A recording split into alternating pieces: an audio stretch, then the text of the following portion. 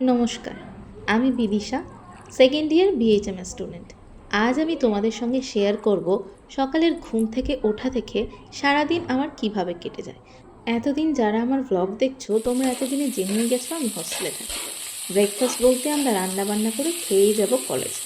চলো, তরকারি ফুটতে ফুটতে আমরা স্নানটা সেরে আসি। এই দেখো, ঝটপট হয়ে গেছি আমি রেডি। সুচিস্মিতা, তুমি কি রেডি? এই যে যার নাম শুনলে, উনি হলেন আমার রুমমেট। নেক্সট দিন তোমাদের সঙ্গে ওকে আলাপ করাবো। তো চলো, আপাতত আমরা বেরিয়ে যাই কলেজের জন্য। জেমিমা আমার ক্লাসমেট, তোমাদের হাই বললো, হাই বলে দাও। আজ আমাদের forensic medicine and toxicology department থেকে পোস্টমর্টমের প্র্যাকটিক্যাল ক্লাস ছিল।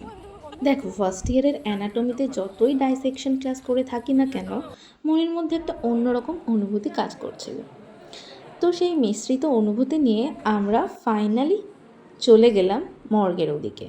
দেন সাইন, যেটা ম্যান্ডেটারি। এবার আমি ক্লাস করতে যাই। নেক্সট গল্পটা আমি পরে এসে তোমাদের শোনাবো। ফাইনালি আজকের মতো আমার ক্লাস শেষ। সূর্যি মামা যেমন আস্তে আস্তে পশ্চিমের পথ ধরেছে, আমিও তেমন এবার ফিরে যাচ্ছি